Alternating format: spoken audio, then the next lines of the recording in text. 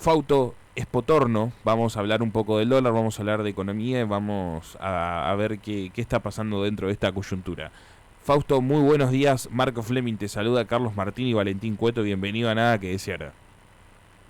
¿Qué tal? ¿Cómo le va? Todo muy bien, Fausto.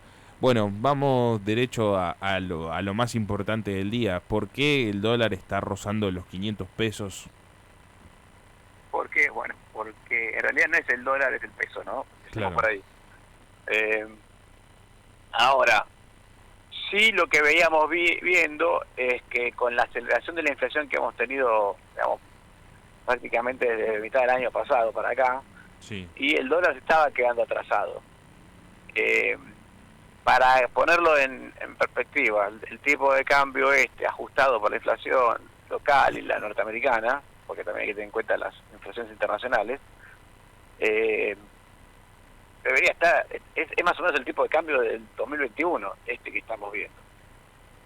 ¿Está bien? Entonces, había un cierto atraso. claro. El año pasado las cosas habían estado un poco mejor, había habido una oferta de dólares bastante grande, acordate que las exportaciones fueron bastante buenas, lo que pasa es que se llevó muchos dólares el tema de gas, pero no había tenido un mal año exportador. Claro. Y digamos que excepto por un periodo muy complicado que fue el de junio, julio del año pasado, eh, veamos con la economía más o menos, más o menos, para Argentina más o menos, ¿no? Para el resto del Claro, mundo un claro, claro. desastre, pero la Está economía, digamos, estaba con estable. algún crecimiento económico, sí, está como estable. Después eso empezó a complicar a partir de la mitad de año, ¿no? Claro. Pero venía saliendo bien de la pandemia. Fausto. Sí, Perdón, después, perdón. después del segundo semestre del año pasado la actividad económica se empezó a frenar, la inflación se disparó, etcétera, y como consecuencia de eso, bueno, el dólar se había movido, pero no tanto como el resto de las variables. Claro. Sergio Massa anunció hace 2 meses atrás más o menos que el objetivo del gobierno era llegar a los 4% de inflación mensual. ¿Es posible que Sí. suceda esto en un corto plazo o no? No. Yo creo que todos abandonamos a ese deseo, digamos, ¿no? Claro. Eh, a ver, no había nada para bajar la inflación, digamos. Eh, Cualquier programa de baja de inflación que ha tenido éxito en toda la historia de la humanidad tiene algunos condimentos básicos. Dos condimentos básicos sí o sí. Uno es la reducción del déficit fiscal, y el segundo es la eliminación de la emisión monetaria por cualquier otra razón que sea, o sea, el déficit fiscal por cualquier otra razón. Y eso Argentina no lo eliminó. O Claro. sea, el déficit fiscal sigue vivichicoleando. Es un déficit fiscal alto. No es tan alto como el que tuvimos en la pandemia o como lo que hubo en el 2015 y 2016. Digamos, todo ese periodo de 2014 y 2016. Pero no es un déficit fiscal bajo. Vos pensás que estamos hablando de un déficit fiscal primario, esto sin contar los intereses de la deuda, de 2,5 puntos del PBI, y para ponerlo en perspectiva, durante la década del 90, la convertibilidad, nunca hubo déficit primario. Sí hubo déficit fiscal total, ¿no? Que después Claro. llegó a la explosión de la deuda, pero no primario. O sea que esos son déficits que en otras condiciones nos hubiera llevado a una crisis igual, ¿no? Así que te digo, el déficit fiscal hay que bajarlo y tenés que dejar de emitir dinero en general. Claro. Y aquí tenés dos problemas, porque además de que estás emitiendo para financiar el déficit fiscal, estás emitiendo para financiar al Banco Central, que tiene su propio déficit. Claro, claro. Pa- Eh, para Así que, bajar digamos, para bajar el sin esas dos déficit. condiciones no vas Sí. a bajar la inflación. Y para justamente eliminar el déficit fiscal, ¿cuál es la solución? ¿Eliminar o bajar el gasto público o debería incrementarse otro tipo de política? No hay mucha magia. Para bajar el déficit fiscal hay dos políticas: o subir los impuestos o bajar los gastos. Claro.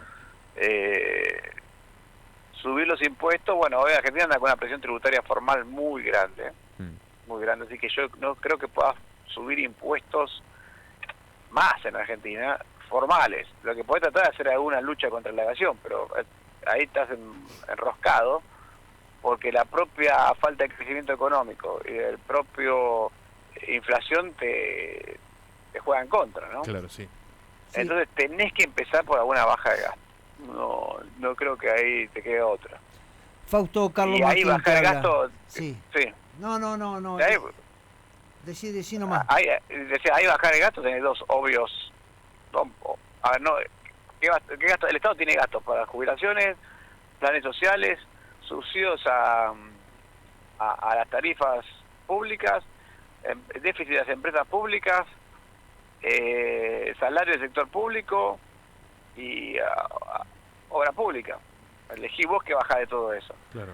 Yo creo que hay dos factores que saltan a la vista como los más probables. Tarifas, o sea, los menos peores donde bajar, que son tarifas, subir las tarifas para bajar los subsidios y reducir los déficits de las empresas públicas, ¿no? Sí, Fausto, Carlos Martín. ¿Qué tal, Carlos? ¿Cómo andás? Cuando nos hablan de las tarifas es como que esto va a recaer sobre el común de la gente. Y cuando nos dicen de empresas públicas, hay dos opciones. La opción más inmediata que pasa por la cabeza de cualquier ciudadano corriente es hay que deshacerse de las empresas públicas. Por ejemplo, aerolíneas. Vos hablás de que habría que transferir estos bienes nacionales a los privados. No, a ver, no estoy diciéndote una definición de qué es lo que hay que hacer con las empresas públicas. A mí me parece que no son todas iguales. Sí. Pero cuando ves el gasto, vos me decís, yo te digo, mira, hay que subir impuestos o bajar gastos. Subir impuestos, ya te digo, me parece ya estás medio al límite de la capacidad contributiva. Sí. Y bajar gastos, bueno, las alternativas no son tan buenas, digamos, ¿no? Son socialmente mucho más dolorosas.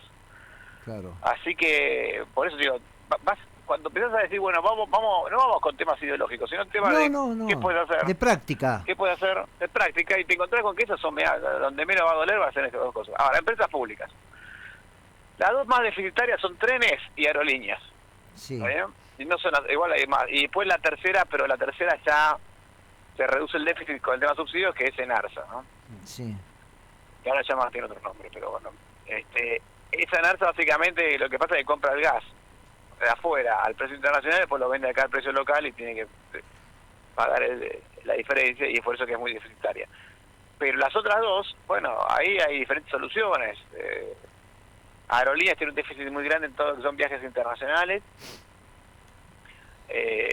Se puede trabajar ahí, pero hay que meterse en la empresa, porque venderlas así no es tan fácil. No, por eso, sí. Porque nadie te va a comprar una empresa que pierde plata. Entonces, o te van a decir, bueno, te la vendo por $1, digamos, como es una venta así de una empresa cuando te querés sacar un pasivo. Claro. Está la alternativa de Milei, que dice que se le puede dar a los empleados, bueno, sí, convertir en una especie de cooperativa. El problema es cuánto tiempo vas a financiar, porque tampoco le puedes decir a los empleados, toma, acá tengo la empresa, bánquense el déficit y el primer mes ya quiebran, digamos, claro, ¿no? Así, bueno, ¿cuánto tiempo te va a financiar? Vos encargate de los gastos. Yo creo que sinceramente creo que los empleados no la van a querer. Me parece que va a pasar eso. Con lo cual hay que reformarla y venderla, o reformarla y sostenerla, pero no puede ser así.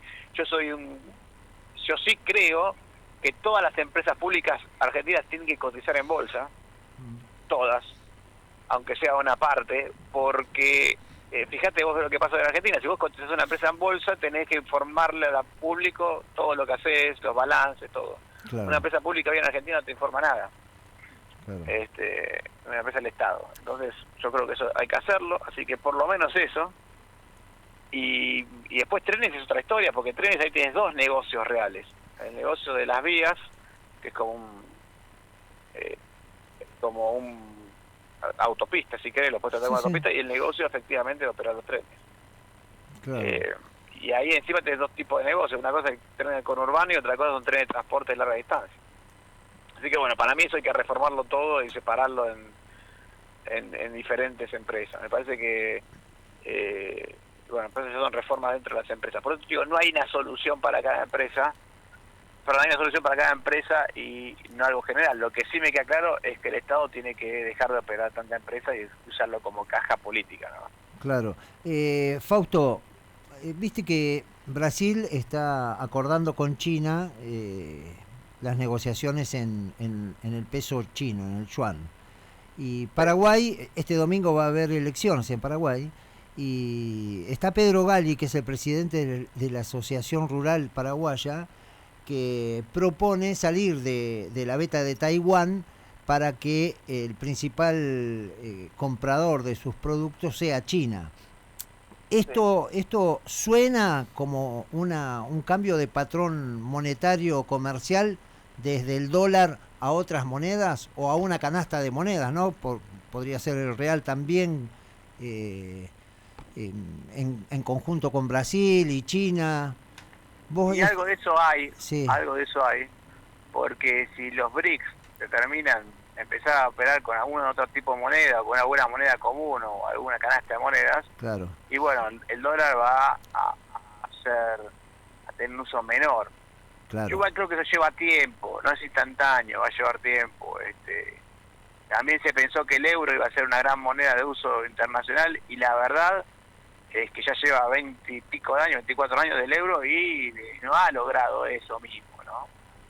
Más allá de Europa, no ha logrado la expansión de todo. Así que vamos a ver, esas cosas hay que ir viéndolas de a poco, ¿no? Sí, mira, yo lo que veo es que, bueno, uno de los grandes... Yo creo que hay un temor sobre el tema de los mercados, salir del mercado americano, ¿no? Y hoy tenemos a la India, que es un potencial consumidor de nuestros productos, igual que China, y tenés otras variables, ¿no es cierto? Lo de, no sé, los países árabes, que no son muy consumidores de lo nuestro, pero sí, yo diría de explorar alguna posibilidad a través de los representantes que tenemos, que evidentemente no hacen nada porque tenemos representación a través de la Cancillería en casi todos los países del mundo, y bueno, los embajadores no traen un solo negocio, no aportan un solo dólar o yuan o nada, no traen nada para acá, ¿no es cierto? Es algo a rever. ¿Vos creés que se puede financiar el Estado, o sea, al país se lo puede financiar con una nueva etapa de negociaciones con otro tipo de países?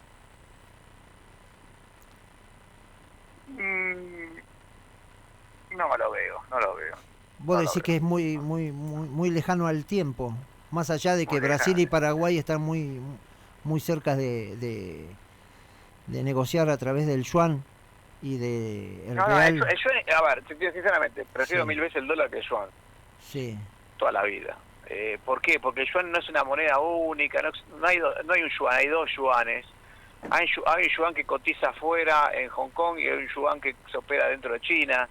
Es una moneda muy manipulada y la verdad es que si vos lo que ha hecho que el dólar sea la moneda internacional hasta ahora en general es que ha sido una moneda poco manipulada, ¿no? Por el propio gobierno. No digo que no haya sido manipulada, digo que es poco manipulada. Y de hecho, todo lo que fue previo a Bretton Woods, la gran pelea internacional global fue eso de las manipulaciones de moneda para el comercio internacional. Pero bueno, nada, lo que quiero decir es que por eso hay que darle tiempo a esas cosas. Pero hoy, de hecho, a ver, hoy el mayor financiamiento de Argentina no es en dólares, es en DEX, del FMI. Claro. Que es una canasta de monedas realmente, ¿no?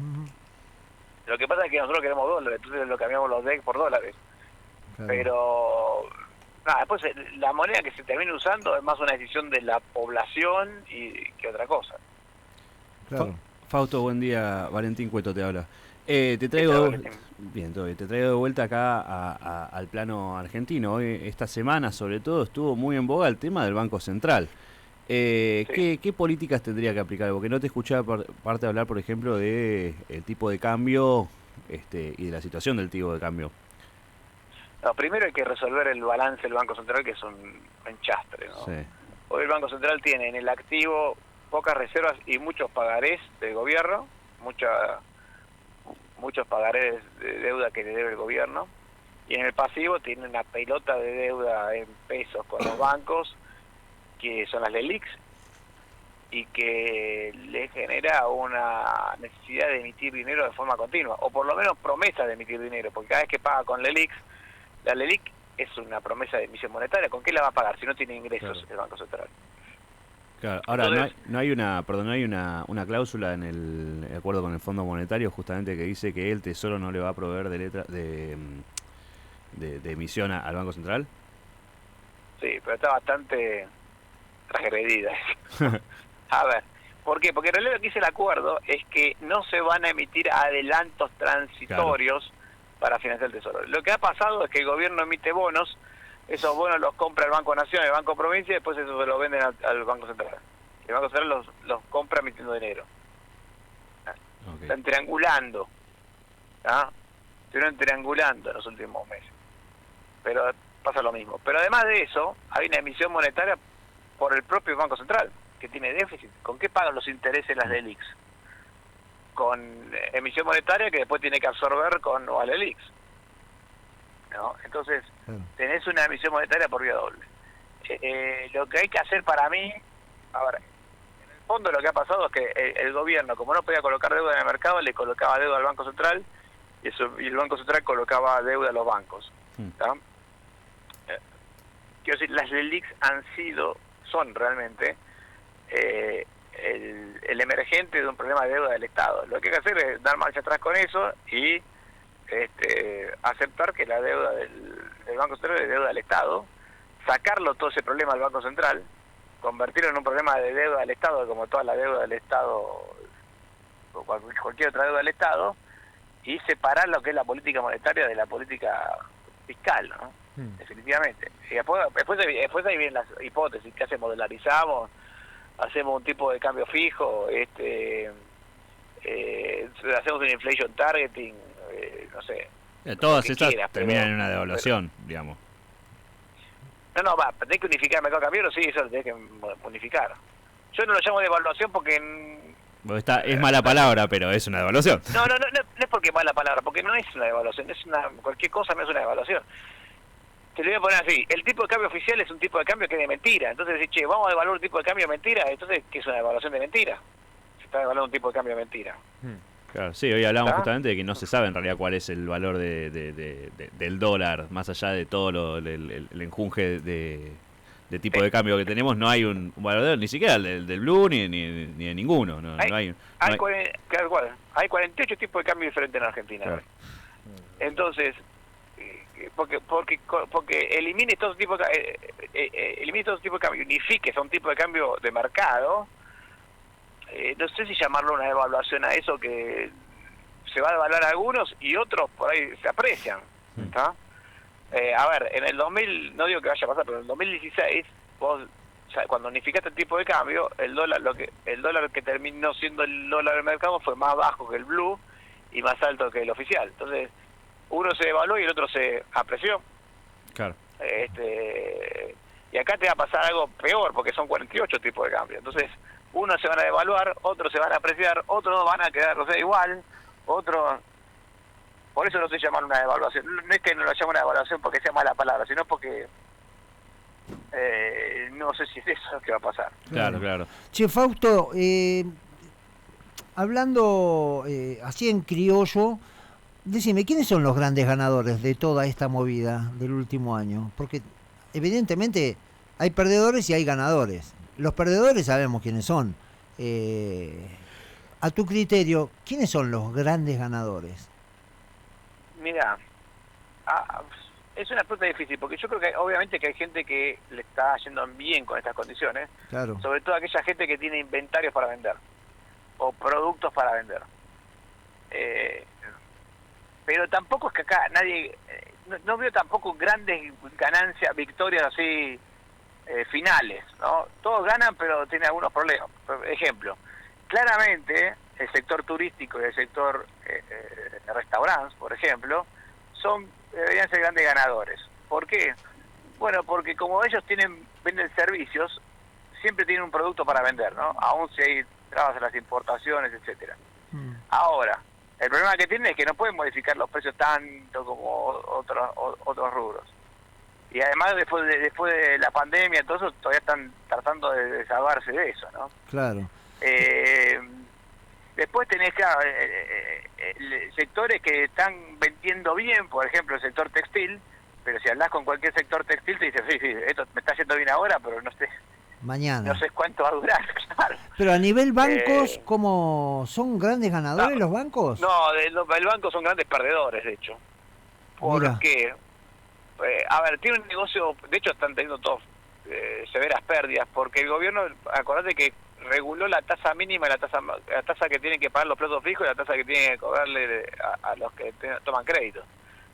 Sí. Y el problema es que a estas tasas nadie quiere tomar crédito, excepto el Estado. Claro. Entonces hoy lo que está viendo con los bancos es bancos con rentabilidad relativamente reducida, mucho más reducida que en el pasado, y con una exposición muy fuerte al sector público. Claro. A riesgo de que en cualquier momento de la solución de la ley LIX se lo lleve puesto a ellos, o que por lo menos le genere un gran daño. Vos sabés que es interesante. Lo que digo es, los sectores que más le está yendo, lo que está yendo mejor son aquellos que pueden corregir el precio rápidamente, o sea, vendedores de bienes, etcétera. Pero en general esos sectores también son sectores que hoy que saben que están en una situación que no saben cuánto le va a durar, ¿no? Claro, vos sabés que hay un centro muy importante de distribución de alimentos acá en La Plata, que claro. Me hablaba el CEO los otros días y me decía que, bueno, esta empresa le compra la producción a Ledesma. Se la pagan a 30, 60, 90, rechazan algunos cheques, vienen, y los tipos sin vender hacen más negocio que vendiendo el producto. Claro, porque en realidad porque es más valioso el stock que el peso que vas a obtener por el producto. Claro.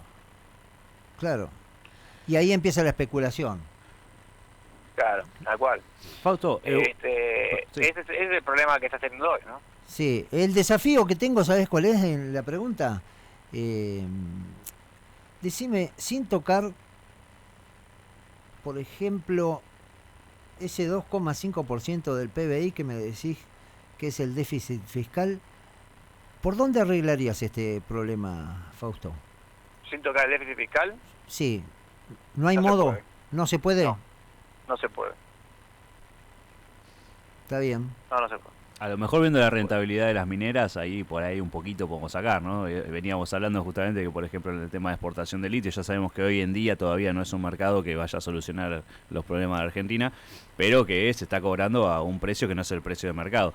Más allá de esto, igualmente, a mí me interesaba el tema... Pero esas cosas son ridículas, ya te lo digo. Argentina es el país que más necesita exportar en el mundo en este momento.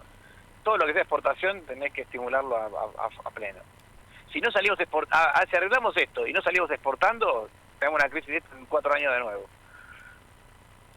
Ajá. Entonces lo que hoy tenés que pensar es que tenés alguna solución de corto plazo, que es el tema de estabilizar la economía, todo eso. Pero para que eso se sostenga tenés que salir cambiando completamente el régimen de las cosas, que tiene que convertirse en un paraíso para el exportador. Claro. Porque necesitamos duplicar exportaciones. Sí. Ok.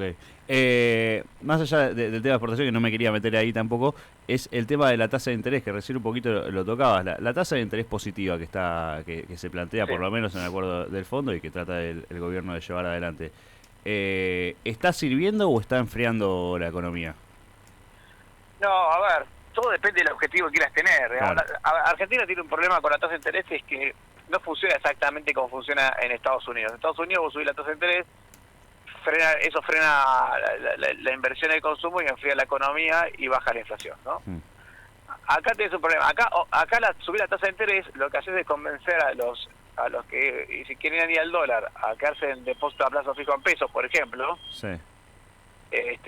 Por un rato, pero al mismo tiempo estás aumentando el déficit del Banco Central, lo cual implica más emisión futura. Así que no está tan claro que a la larga baje las expectativas inflacionarias. Claro.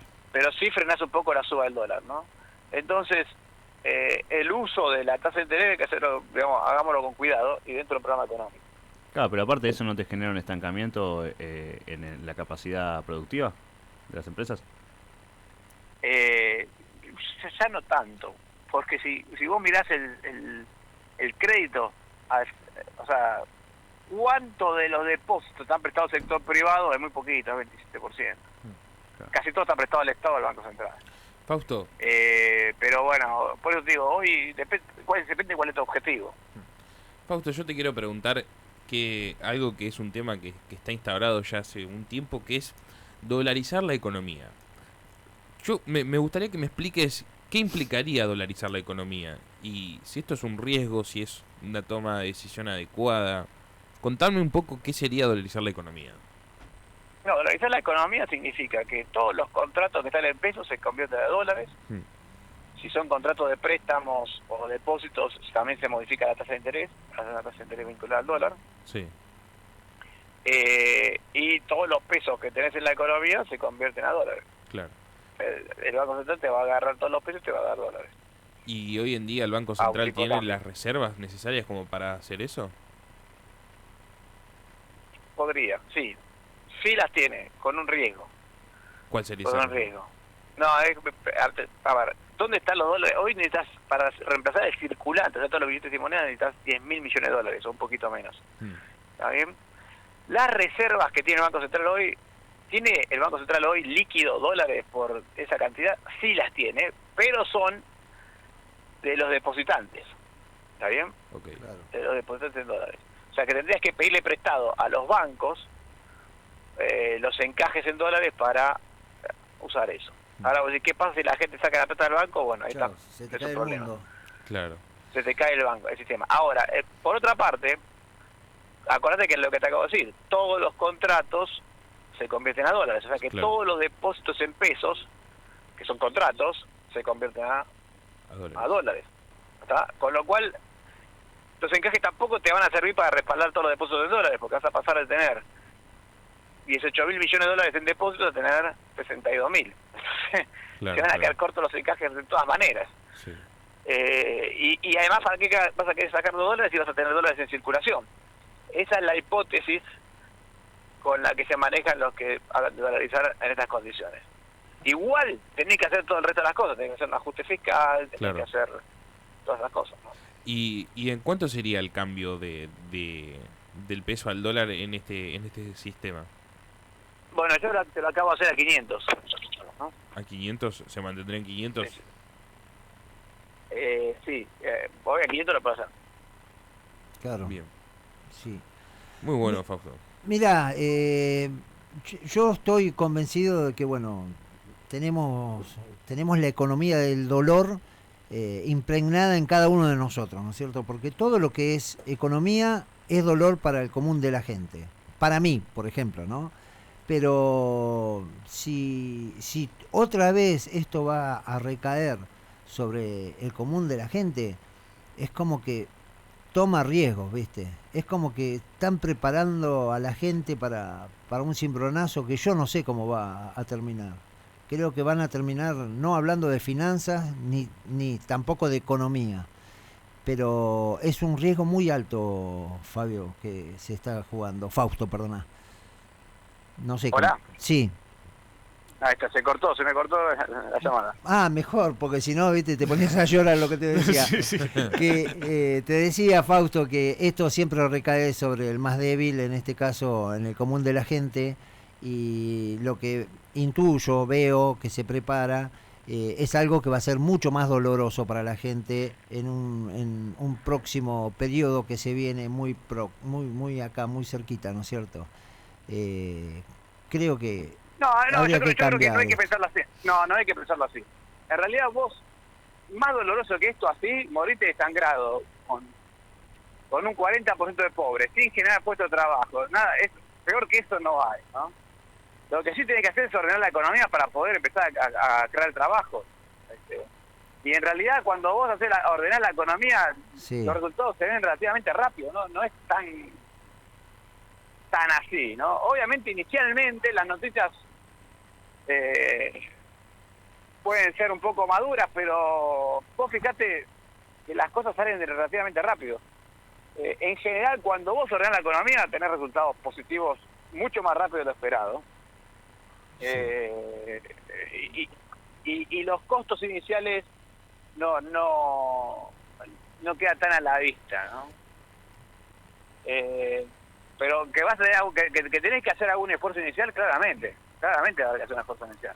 Vos pero yo creo que los beneficios van a superar por mucho los costos, por mucho. Vos eximís desde el vamos los recursos naturales que tenemos en cualquier tipo de negociación o estarían dentro de lo previsible? No, los recursos naturales, no, porque los recursos naturales son de las provincias.